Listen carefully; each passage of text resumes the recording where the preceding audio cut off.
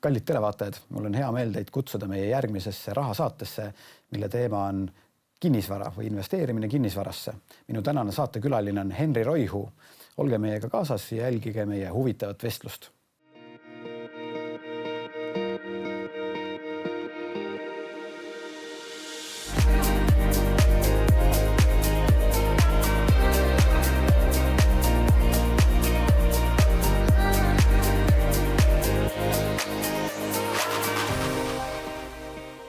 Henri, aitäh, et sa minuga olid nõus siia saatesse tulema.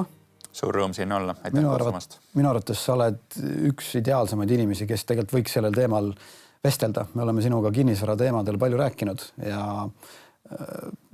ilma liialdamata ütlen, et mul on kõrvalt olnud väga huvitav vaadata, kuidas sina selles valdkonnas navigeerid. Mul on kombeks olnud, kuna see nüüd on 5. saade, küsida külaliste käest meie kõikide teemade kohta, mis on nende üldine arvamus. Ja sama tahaks ka sinuga teha. Et selline esimene sinu jaoks ilmselt lihtne asi, et mis sinu jaoks on raha ja kust ta tuleb? Raha on instrument, millega leib lauale soetada ja minu jaoks ta tuleb minu igapäevasest panusest minu tööelus, et luua ühiskonnale midagi väärtuslikku. Väga kihvt. Hästi vähesed inimesed minu meelest seovad seda panuse või selle lisaväärtuse tekitamisega. Et selles mulle väga meeldib, et sa selle siia juurde paned. Ja nüüd laen ilmselt käib kinnisvaraga kokku, et kas laenata on hea sinu arvates? Oi, keeruline küsimus ja see on üsna individuaalne, et kas ta on hea või mitte, aga valdkonnas, kus mina tegutsen, on ta kindlasti vajalik instrument. Laen on midagi, mis võimaldab teha asju suuremalt, ehk siis pakub võimalust võimendada enda tegevust ja kui riskid on kaalutletud, siis mina pean seda heaks ja õigeks valikuks. Aga kui mina näiteks ütleks, Henri, kas sa saad mulle laenata 1000 eurot, mul oleks ilgelt vaja osta seda iPhone'i ja ma saan sulle tagasi maksta 2 aasta pärast võib-olla, kuna ma lihtsalt ei viitsi ise koguda. Ei kõla nagu mõistliku laenuna ilmselt. No sõpradele ma pole kunagi laenu andnud ja ei hakka kunagi laenu andma ka, et kui sõbral Kuunol on seda raha vaja, siis ma leian selle raha talle, aga ma ei anna seda laenuna ja laenu puhul on hea see, et kui pank on valmis sulle laenu andma, siis tähendab seda, et ta hindab sinu teadmisi ja sinu kogemust selliseks, et sinul on õigustatud laenu andmine ja kui mitte, siis mitte, et sellistest asutustest tasub seda küsida. Kusjuures väga hea tagasiside tõid minu meelest, et ma olen kohanud inimesi, kes on panga peale nagu vihased või solvunud, et ala vastik pank see ja see, nad ei andnud mulle laenu. Et nagu pank oleks süüdi, aga tegelikult asi on selles, et laenu küsija ei ole sellises olukorras, et ta tegelikult peaks seda laenu küsima. Jah, see on mõlema osapoole huvides tihti peale, et mitte ainult ei ole seal üks halb osapool, kes ütleb ei, vaid tegelikult kaitseb pank sellega ka laenuvõtja huvisid. Just. Siis miks ja millesse investeerida? Mis on esimene asi, mis sinul sellega kohe pähe tuleb? Variante on nii paljusid. Esimesena tuleb pähe, et investeerida tuleb iseendasse, iseenda teadmistesse ja oskustesse ja kui nende baasilt on võimalik hakata paigutama sissetulekut, panna kõrvale, siis hakata säästma ja säästusid ühel päeval investeerima, siis see on kindlasti väga hea mõte. Väga kihvt, et ütleme, tegelikult asjatjääde inimesena sina rõhutad ikkagi ka, kui olulised on teadmised ja ma usun, et me jõuame sinna ka füüsiline vorm ja kõik see pool. Siis aktsiamaailm, see on, ütleme, ilmselt üks alternatiividest, on ta kinnisvara või aktsiad, mis sinu kokkupuude on? Ja, see on üsna lihtne viis alustada, saab väikeste summadega pihta hakata, tootlused on atraktiivsed, võimalus hajutada investeeringut ja riske on samuti väga head ja selle tõttu pean aktsiatesse investeerimist heaks võimaluseks ja heaks varaklassist, millest pihta hakata. Väga hea, nii et kes ei ole seda saadet näinud, siis peavad eelmise saate järgi vaatama. Meie tänane saade, millest kuhu me kaevume kohe sügavuti sisse, aga raha ja pere, see kindlasti mulle tundub, on selline päris intrigeeriv teema kohati, et. Ja sellest saaks kindlasti pikalt rääkida, et eks sa tõid varem välja, et raha ja sõprus, et raha ja pere on samamoodi, et seal tuleb usaldada neid inimesi, kes su ümber on, aga samas tarkus usaldada ja kontrolli käib ka alati sellega kokku, et kuidas siis suhteid selliselt korraldada, et raha ei hakkaks peresiseseid suhteid pärssima, et tuleb olla ettevaatlik. Ja raha ja pere on ka ainuke saade, kus meil on 2 saatekülalist, nii et kindlasti vaadake seda huviga. Siis raha ja kogudus on, et ma tean, et sageli inimesed tahavad kuidagi kirikust raha teema teemale hoida, et see on halb, aga mina mõtlen nagu, et ei saa tegelikult, sest et igal pool, kus on inimesed, paraku meil on üheks või teiseks asjaks raha vaja. Ja. Siis meie saatesarja viimane on raha ja oma ettevõte. Et samamoodi ettevõtlust on võimalik alustada ilma rahata, aga selles mõttes, et sa ei pääse tegelikult sellest, et sul on ikkagi ühel või teisel viisil raha vaja. Et raha on nii-öelda vahend, kuidas oma ettevõtet kas kasvatada või mingit lisaväärtust luua. Või teistpidi ta on ka tagajärg ju. Kui sa suudad luua head lisaväärtust, siis selle üks nii-öelda tagajärg ettevõtte pangakonto peal ongi raha.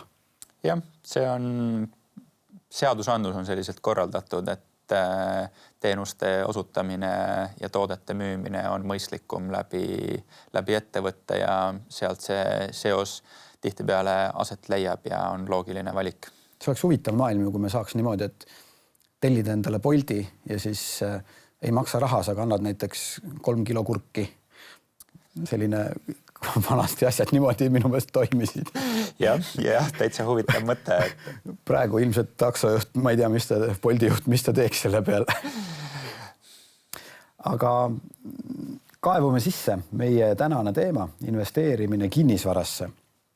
Ma olen ühe enda eeskuju siia välja toonud, on kuningas Saalomon, kes oli oma ajal, tegelikult on öeldud niimoodi, et enne teda ei olnud jõukamat inimest ja tema ajal ei tulnud ühtegi inimest, kes oleks jõukam, ehk ta oli tollel ajal nii-öelda kõige jõukam, mitte ainult rahalises mõttes, vaid tal oli vara, laevasid, loomi, nagu karjaloomi, töölisi, kõike oli kõige rohkem, maid.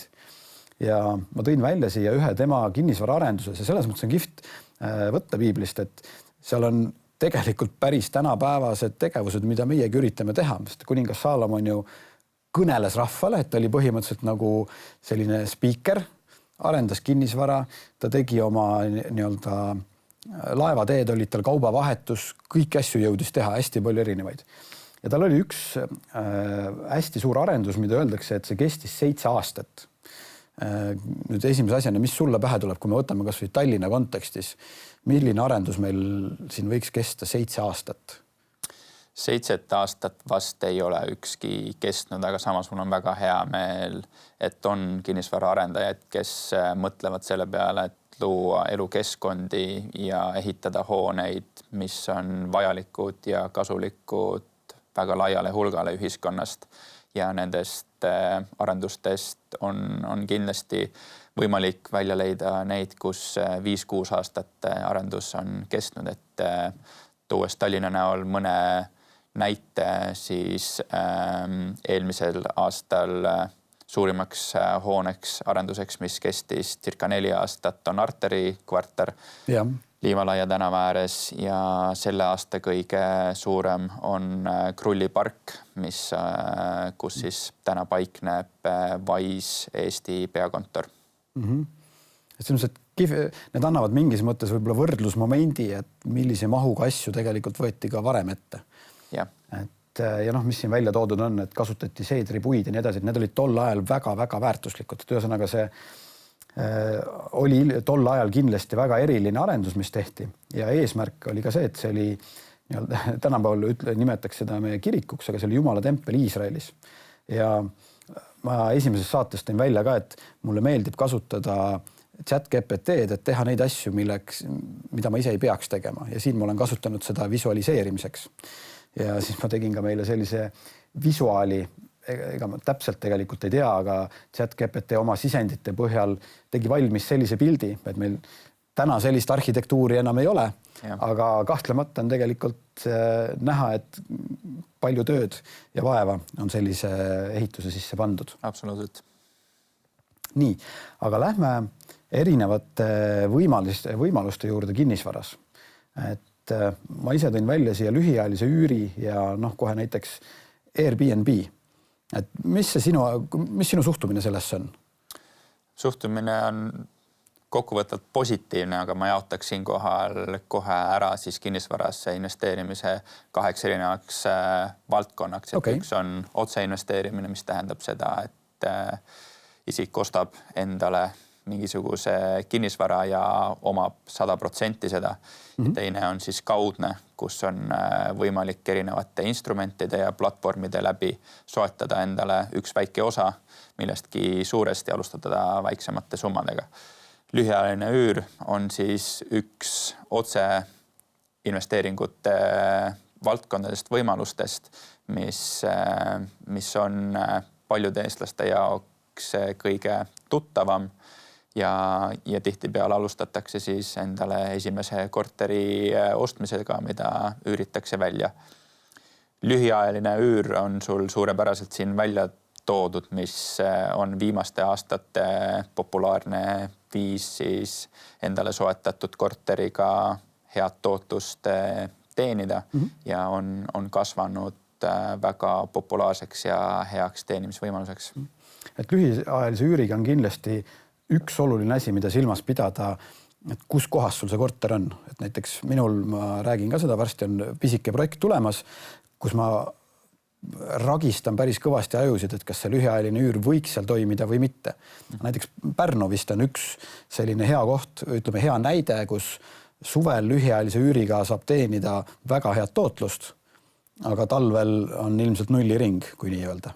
Ja, ise Pärnus kinnisvara ei oma, aga paljudel tuttavatel on ja lühiajalisel üüril seal korterid, et eks see lühiajaline üür on hästi palju turismil baseeruv, et enda kogemusel suudan öelda, et kuskil 80% klientuurist on välismaalased turistid, kes tulevad Eestit külastama ja siis asukoha puhul tulebki mõelda seda, et mis piirkondades turistid soovivad aega veeta ja endale majutust leida. Ma siia tooks selle näitega juurde, et minu arvates see Airbnb näide on selles mõttes äge tegelikult, et see äriidee sündis ju tegelikult päris probleemi nagu lahendusest. Et kas olid vist kaks noorukit, kes avastasid, et oleks vaja raha. Ja. Meil on kõrvaltoas ongi otseses mõttes täispuhutav madrats, rendiks selle kellelegi välja. Et sellest ka see nimi Air Bed and Breakfast, et Air Mattress oli, vist alguses oligi see nimi tegelikult Air Mattress, kuidagi pikem nimi oli sellel. Oli pikem nimi, ei olnud sama. Et oli päris probleem, mõeldi sellele lahendus, mis kõik, kes tol hetkel, see vist oli see 2008 krahhi ajal, kõigil oli lisaraha vaja teenida ja lahendati ära. Siis nüüd siit samast edasi kohe on pikaajaline üür ehk põhiline erinevus siis on see, et kas ma võtan inimese sisse piltlikult päevadeks või võib-olla nädalateks või võtan kuudeks ja aastateks. Et mis sa tooksid välja võib-olla paar sellist olulisemat erinevust, et kui palju mul võib-olla tegelemisvaeva on nende kahe erineva viisi vahel?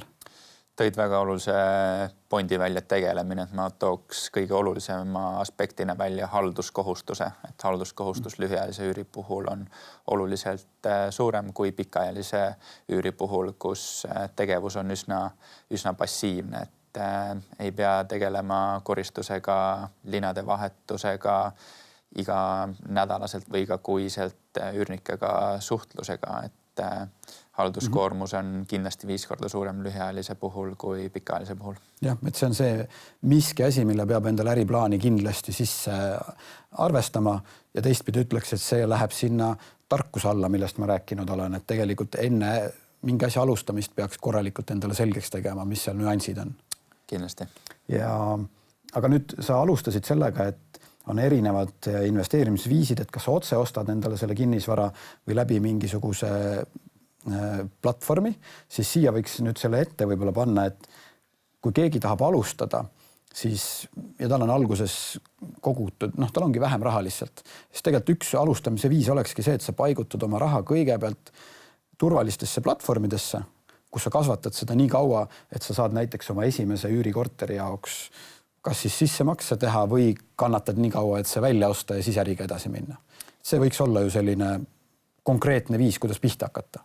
Ja, täiesti nõus. Sellest võib-olla kaks mõtet, mis sellega tugevalt seondub. Me juba puudutasime varasemalt saates teemat laen ja võimendus, mis on kinnisvara puhul väga oluline komponent, kui endale seda soetada, et tootlusmäärad lühiajalise ja pikaajalise üüri puhul keskmiselt varieeruvad 5 ja 15% vahel, aga kui sinna võtta võimendus, siis 5% saab üsna heaks variandiks, kui võrrelda seda näiteks aktsiainvesteeringuga, kus võimenduse kasutamine meie turul on sisuliselt võimatu. Aga kui nüüd tahaks ennast rohkem kurssi viia kogu selle arvutamise kõige poolega, et minu esimene mõte on see, et ma olen juba kokku puutunud, aga mina soovitaks, et võtta Excel, kõrvalaknasse võtta ChatGPT ja esitada neid samu küsimusi ja siis hakata tegelikult läbi mängima oma peas mingi nagu näidis kinnisvaraga. Et mis sa arvad, et tegelikult võiks ju päriselt läbi arvutada erinevad võtadki City24 meie kinnisvaraportaalist näiteks päris mingid ühikud ja kinnisvarad ja hakkad vaatama, et kuidas see töötaks päeva lõpuks. Ja, nii on. Ma pean küll tunnistama, et mina ise alguses võtsin sinna kõrvale ikkagi ka raamatu ehk siis mingisugune teos kellegi eksperdi poolt koostatuna, et omandad teadmised ja siis enda näppudega kohe proovid ära, et kuidas see välja tuleb ja millise konkreetse kinnisvara näitel seda õnnestuks teha. Selge. Siis üks viis on, ütleme, see on täitsa teine strateegia tegelikult vist, aga äripinnad, et kas sa tegeled eraisikutega või äriga, et mis sa välja tooks, mis on nagu selline oluline erinevus? Erinevus, et elukondliku kinnisvaraga on need, et tihtipeale lepingud on pikaajalisemad, mis on positiivne faktor. Teine positiivne külg on see, et tootlus tihtipeale on pisut kõrgem, kui võrrelda omavahel pikaajalist üüri ja äripinda. Et need on eelised, kui võrrelda äripinda versus elukondliku pikaajalist üüri. Aga teadmised selleks, et äripinda endale soetada, peavad olema pisut suuremad ja oluline nüanss on ka finantseerimine, et kodulaenu eraisik saab kasutada selleks, et endale soetada korter, kodulaenu ei saa kasutada selleks, et äripinda soetada, ehk siis selleks peab olema ettevõte, millel on ette näidata tegutsemisperiood just vähemalt 2-3 aastat ja positiivne rahavoog, ehk siis äripinna soetamine panga finantseeringu läbi ei ole võimalik, kui varasemalt ei ole ettevõtet, mis oleks tõestanud, et on hea ajalooga ja maksevõimega. Okei, et selle mingis mõttes mina olen endal sõnastanud niimoodi, et igaüks, kes tahab investeerida, võiks võtta eesmärgiks, et ta jõuab ettevõtteni, et ta ajab oma asju läbi ettevõtte, aga see ongi selline siis tegelikult väga konkreetne teekond, mis näitab panga jaoks siis, et kui sa sinna oled jõudnud, siis tegelikult sul ongi juba mingisugune kogemus ilmselt olemas. Et jällegi seesama kaitsmise põhjus, et miks igaüks võib-olla laenu ei saa, ongi see, et pank vaatab lihtsalt, et see ei ole sinu jaoks nagu potentsiaalselt turvaline tehing. Just. Meie ei ole sellega nõus kaasa tulema, sina ka ei peaks seda tegema. Jah, ilmselt see läheb äripindade all, aga on erinevad laod, kuigi vahepeal ma vaatan, et laod ja garaažiboksid näiteks, et mõned inimesed ongi endale võtnud tegelikult sellise konkreetse niši, ma tean, et osteti kokku Mustamäel neid garaažibokse. Ja vahepeal oli see, et neid sai suhteliselt hea hinnaga, välja üüriti seal majate ka mingi paarisaja euroga, aga tootlus tuli päris hea, et tegelikult see näitab võib-olla sellist leidlikkust turu olukorras. Tegelikult on kogu aeg mingid võimalusi, kuidas teenida natukene paremat tootlust. Ja siis üks võib-olla viis ongi need laopinnad ja muud asjad. Nüüd arendamine, see on omaette jälle tegelikult suur teema. Et milline kokkupuude sinul on, et minu arvates sa oled erinevaid objekte tegelikult näinud kõrvalt ja kaasas käinud. Ja tööalaselt puutun sellega igapäevaselt kokku, mis eristab kinnisvara arendamist kõikide eelnevalt mainitud siis kinnisvarainvesteeringute alamvaraklassidega on see, et kinnisvaraarendus on oluliselt riskantsem, aga samas ka tootlikum tegevus. Et sa puutud tööalaselt arendustega kokku, et too huvi pärast välja, mis on huvitavamad arendused, kus sa nagu lähemal oled olnud? Nendeks on Tallinna kesklinnas asuvad näiteks Talsingi kvartal, mis on siis Ahtri tänaval paiknev arendus, mis algab selle aasta sügisel, mis saab SEB peakontoriks ja lisaks olen siis puutunud praeguse tööandja juures kokku erinevate elukondliku kinnisvara arendustega, mis on pisut suuremad, nagu näiteks Lukaranna, Tiskreo ja Uusjärve küla ja samuti Portugalis. Tooksin veel välja selle, et arendamine tähendab siis tihtipeale seda, et soetatakse mingisugune maalapp ja on plaan siis minna sinna midagi ehitama. Selleks on vaja taodelda esiteks erinevaid lubasid, koostada detailplaneering, saada ehitusluba. Ehk siis see on üsna pikk protsess, tavaliselt krundi soetamisest kuni ehitamise lõpetamiseni on circa 10+ aastat. Et see on riskantsem, aga samas ka tootlikum, et sinna on päris palju teadmisi vaja, et seda teha. Okei. Sa ütlesid, et see esimene arendus, millega sa kokku puutunud oled, et see meile kõigile vist on, kes Tallinnas elavad, vähemalt teada, kui see suur kruusaparkla seal Nautica keskuse ees, et sinna varsti kerkib midagi suurt ja huvitavat. Jah, Nautica ja Porto Franco vahele. Mulle selles mõttes meeldib, et mulle tundub, et sa oled sellises kohas, kus sa saad näha väga suuri ja nagu tõsiseid arendusi ja teistpidi see on sulle endale kasuks, et mõelda nii-öelda ka paralleelselt enda mingit portfelli teha, et ainult väga väärtuslikud õppetunnid tulevad sulle sealt. Ja, olen täiesti nõus ja kindlasti see on üks asi, mida enda isiklikus portfellis soovin tulevikus kasvatada. Nüüd selline sõna nagu flippimine panin siia, et ma peaks siia tõlke juurde panema, et flippimine on siis põhimõtteliselt korterite puhul hästi kiire ostu ja müük. Mõte on see, et sa ostad, proovid leida võimalikult hea hinnaga endale korteri, teed sinna kiire remondi peale ja viskad kohe müüki, et teenida selline, ma ei tea, näiteks isegi kiire, 5000 eurot mingi korteri pealt vahelt. Et mis sa sellest arvad? Ja seal on kaks võimalust. Üks on tõesti see, et üritada leida turult anomaaliaid, kus kellelgi on vaja kiiresti raha teenida ja selle tõttu varast vabaneda või näiteks pankrotipesast on võimalik osta vahete vahel soodsamalt, kui on turuhind ja siis ära müüa. Või teine variant on see, et soetad mingisuguse amortiseerunud ehk siis vanema kinnisvara, mis ei ole enam heas korras. Paned sinna mingisuguse raha sisse, et see korda teha ja siis müüd kallimalt maha, kui oli soetusmaksumus pluss renoveerimiskulu. Okei. Ja mulle tundub ka, et see on selline, ütleme, kõik need variandid on tegelikult sellised väga konkreetsed teemad, kus sa pead ikkagi keskenduma. Et see on, et flippida saab väga hästi ja väga halvasti. Ja. Et ükski ei ole selline saan kiiresti rikkaks variant, et igasse asjasse sa pead panema sisse aega, uurima, lugema, sellega toimetama. Yeah. Ma mõtlesin, et toome siia välja ühe sellise konkreetse projekti, millega mina praegu tegelen ja natukene ma selgitan, mis oli minu võib-olla loogika, kui ma seda valisin. Et mulle meeldib, ütleme, kogu aeg on meeldinud fotograafia ja siis sellepärast esimene pilt või kõik pildid tegelikult, mis tulevad, on omamoodi nurkade all. Aga me oleme sinuga rääkinud sellest varem, see on Viieaia torn. Iru külas või ütleme täpsemalt tegelikult Laia küla, aga Iru küla kõrval. Et ta on täpselt Viimsi piiri peal ja mul on kinnisvara pikemat aega meeldinud ja ma olen mõnda aega tagasi ühe sellise üüriprojekti läbi teinud, mille ma olen täielikult maha müünud.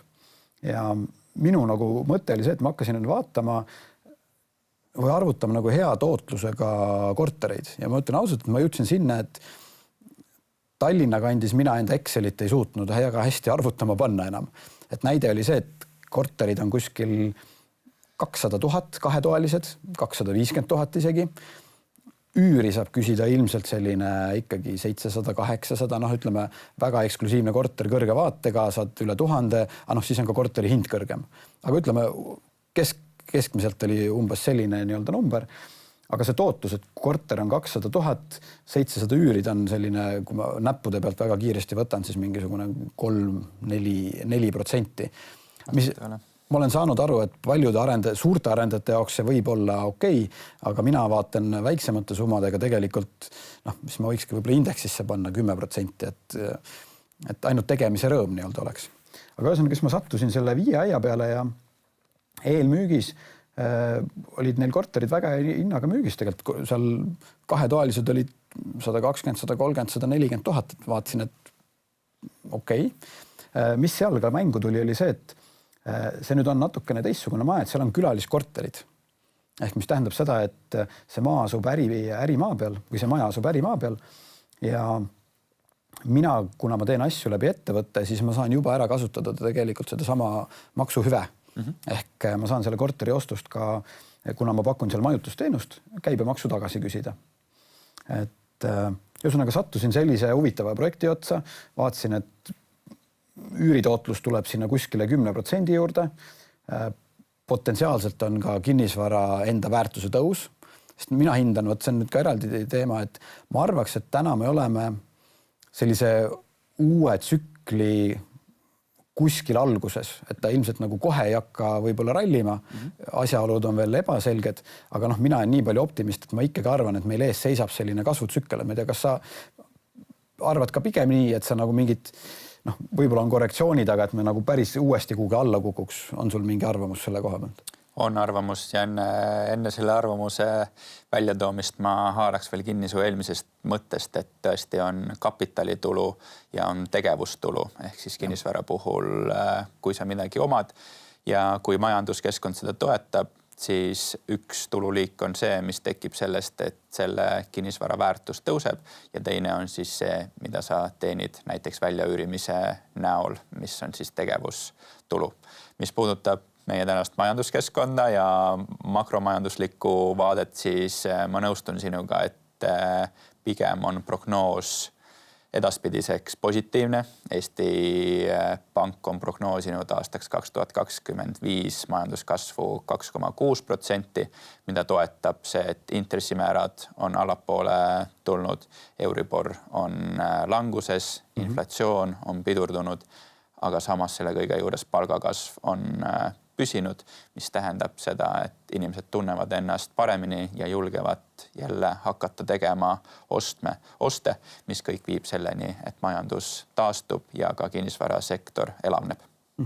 Ja need samad asjad, mis sa välja tõid, olid minu peas nagu üks selline käiviti, et see projekt võiks olla minu jaoks selline järgmise mitme aasta nii-öelda väike selline kasvuprojekt.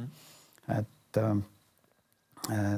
ta on tegu on, mis ma vaatasin, A-klassi majaga, ehk väga nii-öelda peaks sooja väga hästi hoidma ja samas suviti peaks nii-öelda sooja väljas hoidma, kui seda vaja on.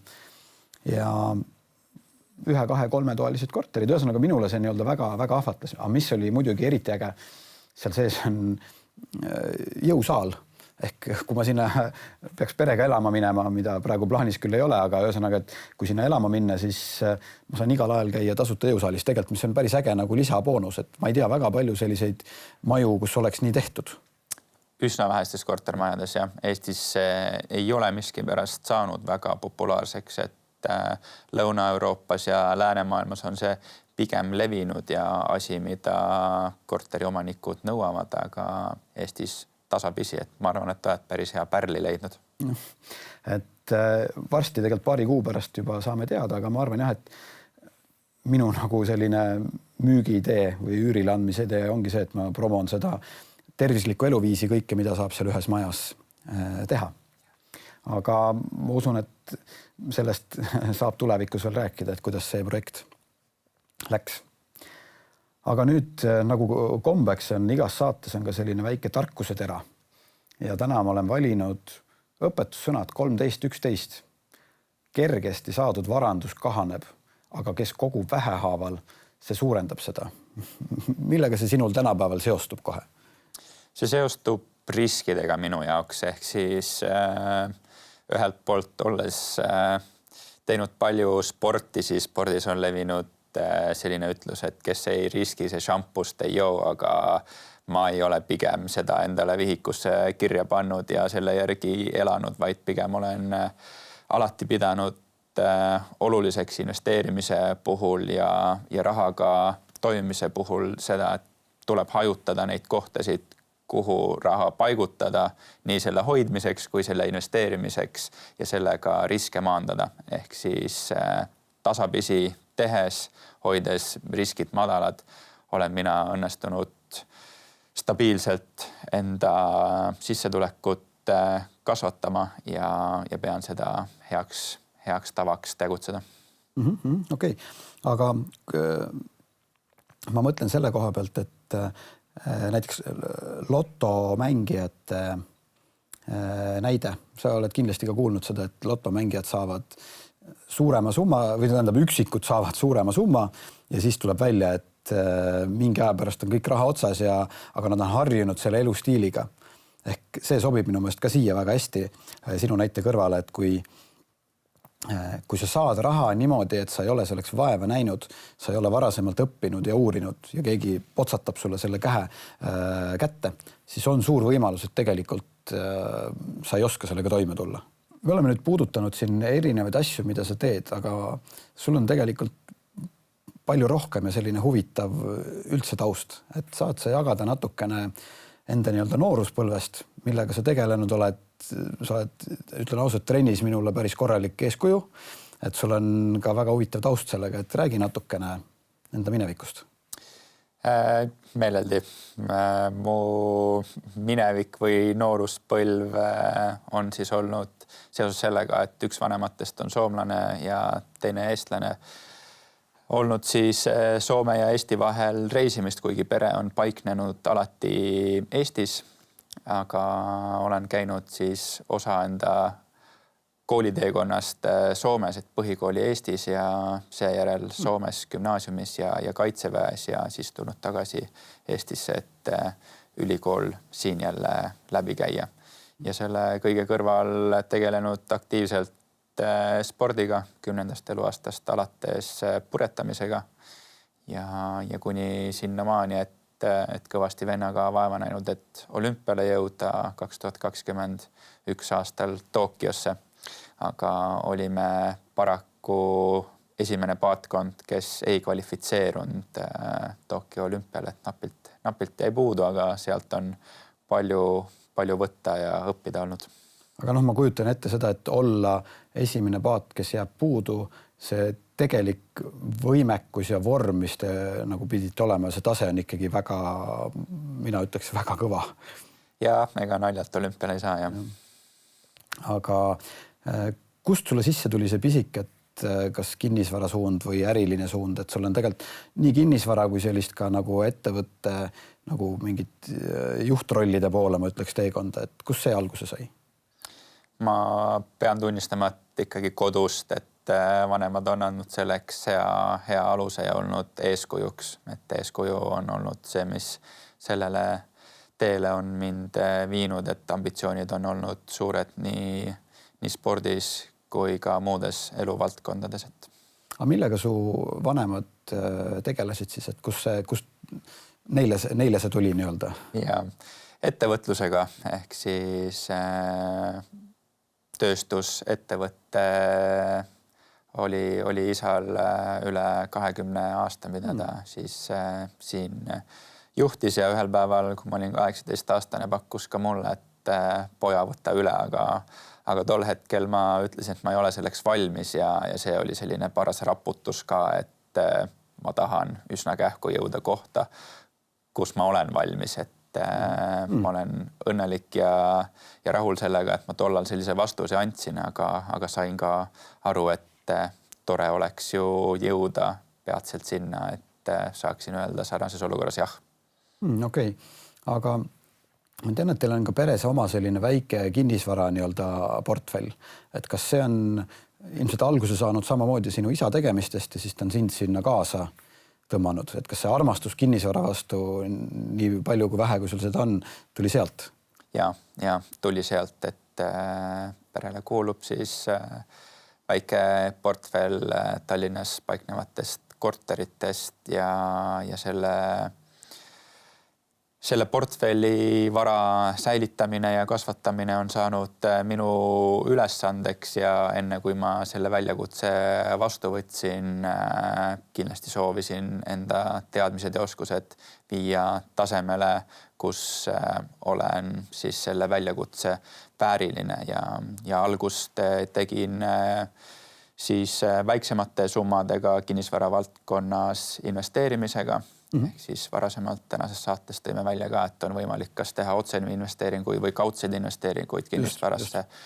Kaudset investeeringut minu puhul tähendasid seda, et proovisin ühisrahastust. Eestis on tänaseks küll ainult üks suurem ühisrahastusplatvorm Estate Guru, mis võimaldab investeerida kinnisvaraga tagatud laenudesse. Lisaks sellele paigutasin osa enda rahast professionaalselt juhitud kinnisvarafondi, mis on siis varahaldusettevõte, mis ostab laiemalt nii elukondlikku kui ärikinnisvara kokku ja sellega kaasnevat üüritulu siis jagab enda aktsionäridele.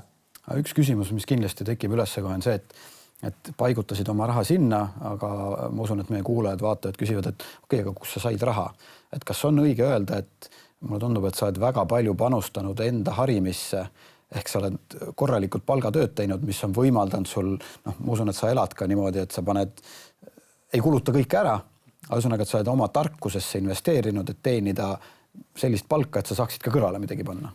Jah, see on olnud eesmärk ja kõik algabki säästmisest. See, kui palju sa kõrvale paned, on iga inimese puhul erinev ja sõltub muidugi palganumbrist, aga protsentuaalselt on minul olnud alati eesmärk, et 50% ma säästan ja oma säästud ma investeerin ja selle järgi on õnnestunud elada ja läbi selle palju teadmisi ja oskusi koguda. Väga kihvt. Ütle mulle, mis sa näed enda nii-öelda tuleviku poole pealt, et kas läheb see rohkem kinnisvara poole, läheb see rohkem võib-olla ettevõtte juhtimise poole peale? Ma arvan, et paralleelselt käib see, et ühe asja peale ei jää nagu kinni? Ei jää jah, et meeldib teha palju, meeldib teha erinevaid asju, mis muidugi ikkagi tähendab seda, et neid asju, mida teed, tuleb teha väga hästi, tuleb olla töökas ja tark, tehes neid asju, mida teed, et liiga palju ka ei saa, aga vaheldus on hea ja eks see vaheldus pakub võimalusi ka riskide hajutamiseks, et saad teenida mitmest kohast ja saab siis seda raha ka paigutada mitmesse erinevasse kohta. Okei. Aga siit selline küsimus sulle, me hakkame varsti natukene mõtteterasid andma meie vaatajatele.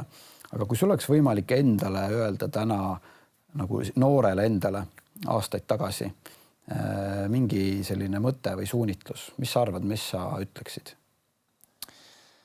Esiteks, et kiiret ei ole, aga samas sellega koos ma ütleksin, et oleks pidanud alustama investeerimisega veel varem, et minu jaoks oli see nooruseas, kui ma olin 16-17, aga oleks vabalt võinud hakata proovima ja lugema selle kohta isegi varem ja nagu sa ise ka tõid varem näite, et võtta Excel ja ChatGPT, et selleks ei ole vaja palju aega ja selleks ei ole vaja vahendeid, seega lihtsalt proovi ja arvuta ja kui numbrid sinu jaoks tunduvad loogilised, siis uuri, et kuidas need ellu viia.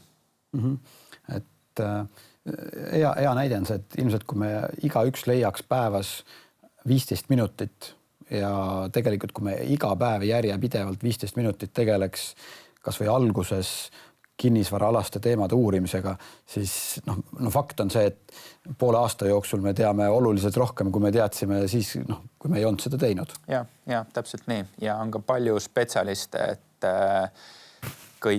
kõikide nende varem mainitud valdkondade kohta saab küsida nõu ka teistelt inimestelt, et kui tundub endale raske hoomata neid asju, et saab minna finantsasutustesse, küsida, et kuidas ma saaksin laenu, mis ma pean selleks tegema, et ma oleksin laenu kõlbulik ja ka on erinevaid siis platvorme, mis varem välja tõime, kuhu saab samuti minna ja küsida, et kuidas ma saaksin alustada, kuidas ma saaksin väikeste summadega seda teha, kuidas ma saan alguses riskid hoida hästi madalal, et küsida julgelt nõu ka.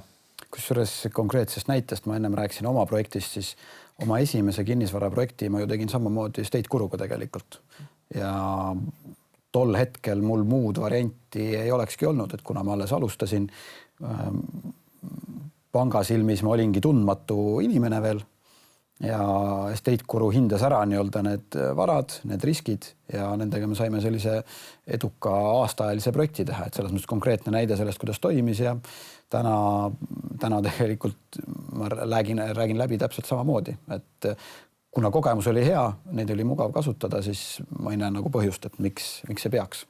Ja paljud kinnisvaraarendajad ja kinnisvaraettevõtjad alustavad tihtipeale sellest, sest pangad hindavad tihtipeale, et nende riskitase, mida nad on valmis aktsepteerima, on madalam ja siis saab kasutada alternatiivseid finantseerijaid selleks, et alustada ja tõesti Estate Guru on üks nendest võimalustest. Okay. Aga nüüd jõuame lõpupunktide juurde, et ma olen kirja pannud mõned asjad, mida mina soovitaks teha, et kindlasti lisa siia juurde, et mis me ka mainisime, et alusta lugemisest, tee endale põhilised asjad selgeks. Et lugemine ei ole ainult sellepärast, et lihtsalt teadmisi saada, vaid tegelikult lugemine on, ütleks nagu me käime sinuga jõusaalis, lugemine on ajule nagu jõusaal.